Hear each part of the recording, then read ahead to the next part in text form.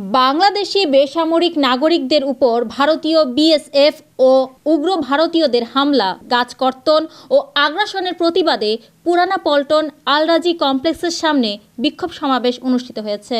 চাঁপাইনবাবগঞ্জে বাংলাদেশ ভারত সীমান্তে বাংলাদেশের ভূখণ্ডে এসে বাংলাদেশি বেসামরিক নাগরিকদের উপর ভারতীয় বিএসএফ ও উগ্র ভারতীয়দের হামলা, গাছকর্তন ও আগ্রাসনের প্রতিবাদে বিক্ষোভ সমাবেশ হয়। 19 জানুয়ারি রবিবার 3:30 ঘটিকায় পুরানা পল্টন আল-রাজি কমপ্লেক্সের সামনে এ বিক্ষোভ সমাবেশ অনুষ্ঠিত হয়। শনিবার সীমান্তের শূন্য রেখার পাশে বাংলাদেশের ভেতরের জমিতে গম তুলতে যায় স্থানীয়রা। তখন কিছু ভারতীয় নাগরিকেরা এসে বাধা দেয় এবং কয়েকটি আম গাছ কেটে ফেলে। এ নিয়ে দুই দেশের অধিবাসীদের মধ্যে শুরু হয় পাল্টাপাল্টি ধাওয়া। খবর পেয়ে সীমান্ত এলাকায় ছুটে যায় স্থানীয় বিপুল সংখ্যক বাংলাদেশি নাগরিক। এর মধ্যেই ভারতের নাগরিকেরা বাংলাদেশের অভ্যন্তরে বেশ কিছু আম গাছ কেটে ফেলে। এরপর বাংলাদেশিরা একত্রিত হয়ে তাদের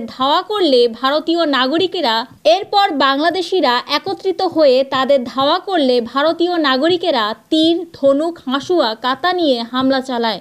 এ সময় বিএসএফ এর সদস্যরা ককটেল, সাউন্ড গ্রেনেড ভর্তি টিয়ার গ্যাস নিক্ষেপ করে। এতে বেশ কয়েকজন বাংলাদেশি আহত হয়েছেন। তারা বিভিন্ন হাসপাতালে চিকিৎসা নিয়েছেন। এই বিক্ষোভ সমাবেশে উপস্থিত ছিলেন জনাব আবু হানিফ, গণ অধিকার পরিষদ সম্মানিত অতিথি, জনাব হাসান আল মামুন, গণ অধিকার পরিষদ কেন্দ্রীয় কমিটি সভাপতি, অ্যাডভোকেট নাজিম উদ্দিন, গণ অধিকার পরিষদ। প্রধান অতিথি ছিলেন রাশেদ খান, সাধারণ সম্পাদক, গণ অধিকার পরিষদ। জুলাই গণঅভ্যুত্থানের ছাত্র জনতার আন্দোলনের মুখে যে আওয়ামী লীগ যে ফ্যাসিস্ট সরকার পালিয়ে যেতে বাধ্য হয়েছে, আমরা দেখেছি আওয়ামী লীগ সরকারের যিনি প্রধানমন্ত্রী ছিলেন শেখ হাসিনা, যিনি গণহত্যার অন্যতম আসামি, যার বিরুদ্ধে প্রায় 3 শতাধিকের বেশি মামলা রয়েছে, সে হত্যা মামলার আসামিকে ভারত সেখানে লালন পালন করছে এবং বিভিন্ন সুযোগ সুবিধা দিচ্ছে। প্রত্যান্তরে দেখেছি শেখ হাসিনা সেখানে থেকেও বিভিন্নভাবে অডিও বার্তা দিচ্ছে, বিভিন্ন ধরনের বার্তা পাঠাচ্ছে বাংলাদেশকে অস্থিতিশীল করার জন্য। ভারতকে স্পষ্ট বলতে চাই, আপনারা স্বাধীনতার পরবর্তী সময়গুলোতে বাংলাদেশকে যেভাবে শাসন করেছেন, যেভাবে শোষণ করেছেন, সেই দিন এখন ঘুরে আসছে। বাংলাদেশের মানুষ এখন ঐক্যবদ্ধ এবং বাংলাদেশের মানুষ এখন সচেতন। 2009 সালে কিভাবে আমার দেশের নির্ভীক সেনা অফিসারদেরকে হত্যা করা হয়েছিল এবং বিডিআরদের যে সক্ষমতা ছিল, শক্তি ছিল, সেটিকে দুর্বল করে দেওয়ার জন্যই কিন্তু এই বিডিআর হত্যাকাণ্ড সংঘটিত হয়েছিল। সংগ্রামী উপস্থিতি, আমরা জানি যে বিশ্বের রক্তক্ষয়ী, প্রাণঘাতী একটি সীমান্ত রয়েছে, সেটি হচ্ছে বাংলাদেশ ভারত সীমান্ত, যেখানে গড়ে প্রতি বছর 100-র অধিক নিরপরাধ মানুষকে সীমান্তে গুলি করে হত্যা করা হয়। আমরা অনেকেই মনে করতে পারি ফিলিস্তিন ইসরায়েলের সীমান্ত হয়তো সবচেয়ে অরক্ষিত সীমান্ত, অথবা আমেরিকা মেক্সিকোর সীমান্ত হয়তো অরক্ষিত সীমান্ত, কিন্তু না, আমরা জানি এই বাংলাদেশ ভারত সীমান্তই হচ্ছে সবচেয়ে বড় অরক্ষিত সীমান্ত। সাল পর্যন্ত এক জায়গায় রাজপথে থেকে সমস্ত রক্তচক্ষু রক্ষা করে যে সংগ্রাম চালিয়ে যাচ্ছে, আগামী দিনে এই দেশকে রক্ষা করার জন্য তাদের হাতকে শক্তিশালী করবেন। চাঁপাইনবাবগঞ্জের ভারত এবং বাংলাদেশ সীমান্তে সেখানে ভারতীয় নাগরিকরা বাংলাদেশের সীমান্তের মধ্যে প্রবেশ করে তারা বাংলাদেশের গাছ কর্তন করেছে এবং একই সাথে ভারতীয় বিএসএফ বাংলাদেশের নাগরিকদের উপরে গুলিবর্ষণ করেছে, সাউন্ড গ্রেনেড নিক্ষেপ করেছে, লাঠিচার্জ করেছে। বাংলাদেশের জনগণও কিন্তু তাদের ওই রক্ত চক্ষুর ভয় করে নাই, তোয়াক্কা করে নাই।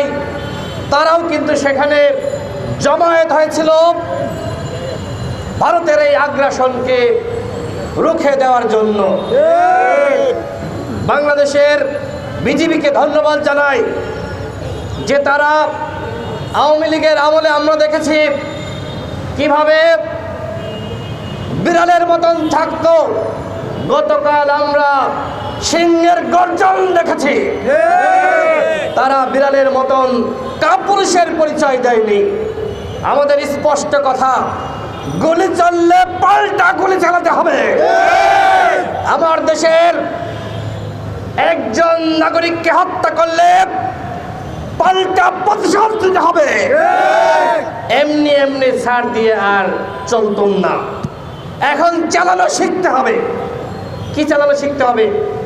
বন্দুক চালানো শিখতে হবে। বিজেপিকে বলবো,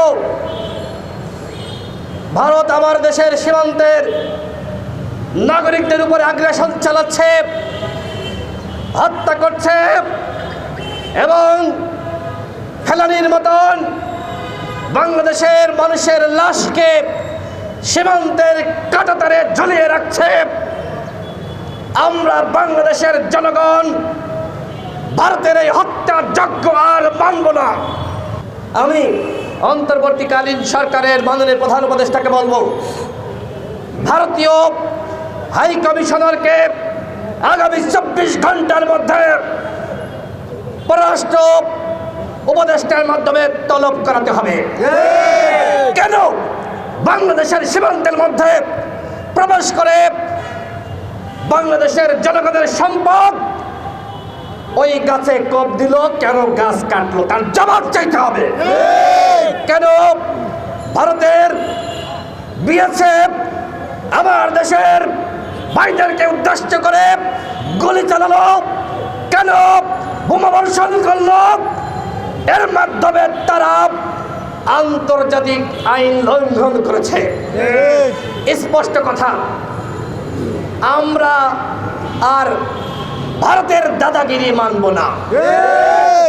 যদি প্রয়োজন হয় সরকারকে বলবো, ভারতের আগ্রাসনের প্রতিবাদে ভারত সরকারের বিরুদ্ধে আন্তর্জাতিক অপরাধে আন্তর্জাতিক আদালতে আপনারা মামলা করবেন। আমরা ভারতের সাথে সম্পর্ক চাই। কেমন সম্পর্ক? হাসিনার মতন স্বামী স্ত্রীর সম্পর্ক না, হাসিনার মতন রাখি বন্ধনের সম্পর্ক না। আমরা ভারতের সাথে সম্পর্ক রাখবো যে সম্পর্ক আমাদের চীনের সাথে রয়েছে, যে সম্পর্ক আমাদের আমেরিকার সাথে রয়েছে, যে সম্পর্ক আমাদের পৃথিবীর অন্যান্য রাষ্ট্রের সাথে রয়েছে, আমরা সেই একই সম্পর্ক রাখবো ভারতের সাথে।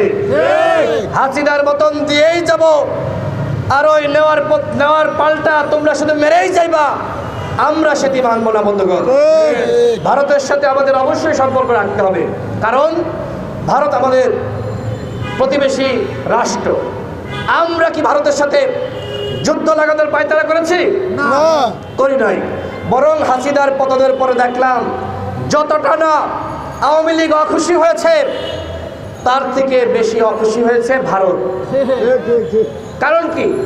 কারণ ভারত বাংলাদেশকে একটি করদ রাজ্য বানিয়েছিল। বাংলাদেশে যে সরকার ছিল, এই সরকার বাংলাদেশের জনগণের সরকার ছিল না। এই সরকার ছিল মোদির নিয়োজিত সরকার, মোদির চাকর সরকার। ওই সরকারকে আমরা চাটা পিটা করে বিতাড়িত করেছি। সুতরাং ভারতকে বলবো, বাংলাদেশের জনগণের সাথে সম্পর্ক তৈরি করতে হবে। এবং আমরা এটিও জানি, আমেরিকা ভারতের চোখে বাংলাদেশকে দেখে।